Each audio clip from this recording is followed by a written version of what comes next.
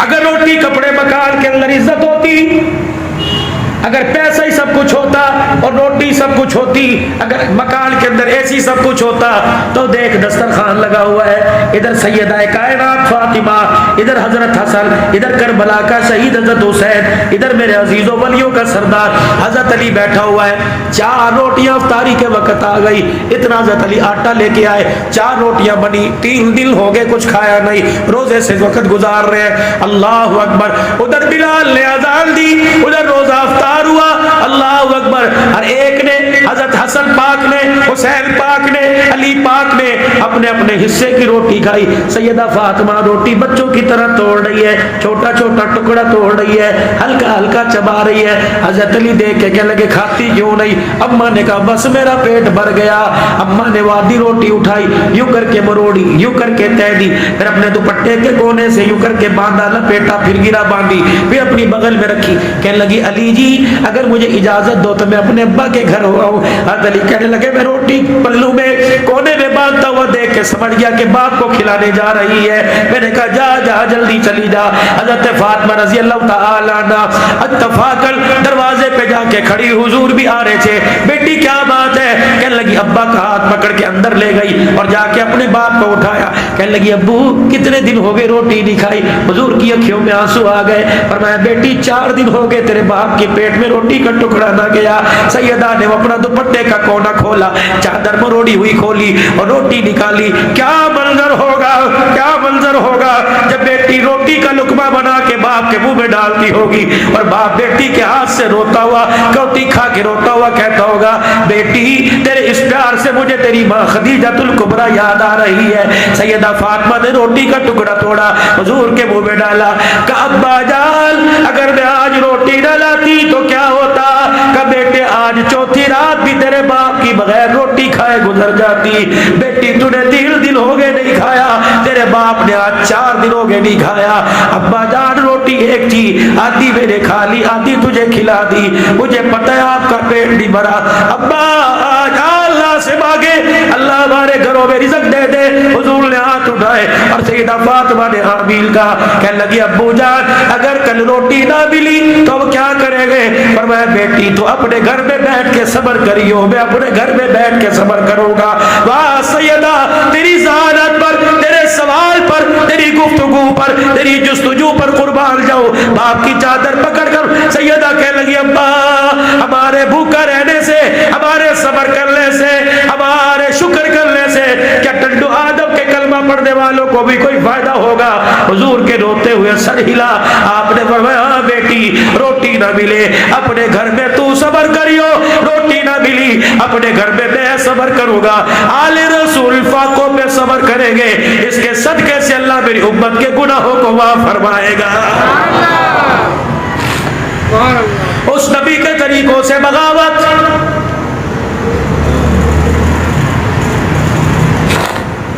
کوئی ٹنڈو آدم کی ایسی گلی نہیں جو سجی ہوئی نہ ہو، کوئی ایسا بازار نہیں جہاں جلوس کا ربیع الاول کا رش نہ ہو۔ لیکن میرے عزیزوں میں جلوس میں نکلنے والوں سے سوال کرو، اسے آپ کسی فرقہ واریت میں نہ لے جانا۔ میں جلوس میں نکلنے والے سے پوچھوں تو نام تو غلامی کا نعرہ لگا رہا ہے لیکن سر سے لے کر پیروں تک، پیر کے ناخن سے لے کے سر کے بالوں تک کملی والے کے طریقے کے مخالف دکھا رہا ہے۔ بتا میں تیرے کردار کو دیکھ کے بھروسہ کروں یا تیری زبان کو دیکھ کے بھروسہ کروں؟ آج آپ کا ویر، آپ کا بھائی آپ کے پاس 5 تحفے لے کے آیا۔ او لوگوں کوئی سندھی ثقافت ہے، میں سندھ میں آیا ابھی پروگرام میں اجرک بھی پیش کی، سندھی ٹوپی بھی پیش کی۔ پنجاب میں آتے ہو، پنجاب کی اپنی پگڑی ثقافت ہے، یہاں آؤ کوئی پیڑے دے گا، کوئی یہاں سندھ کے آم دے گا۔ اللہ غنی میں بھی پنجاب سے آیا، آپ کے لیے 5 تحفے لے کے آیا، آپ کے لیے 5 تحفے لے کے آیا۔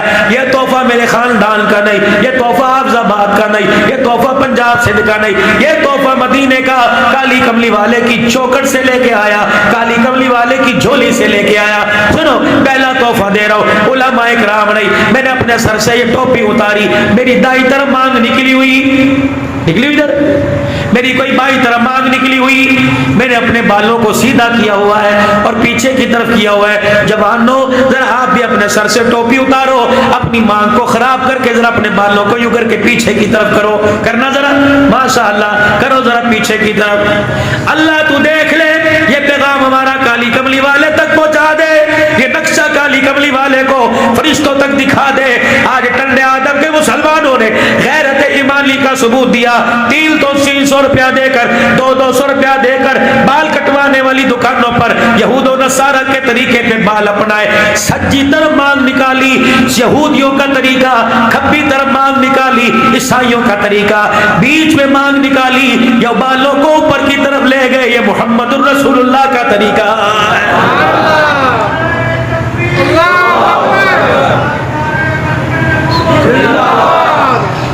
بال آپ کے میرے اوپر کروائے، میں یوں بھی تو کہہ سکتا تھا گھر جا کے کر لینا، میں ہاتھ بھی تو کھڑے کروا سکتا تھا کہ بھائیو اللہ اکبر کل سے اپنی کٹنگ صحیح کرانا، کر سکتا۔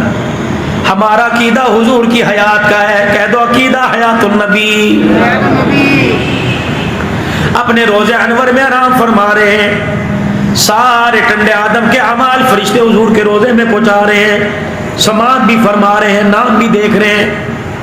اوہ یہاں اتنے فرشتے کھڑے ہوئے تھے، کہاں چلے گئے؟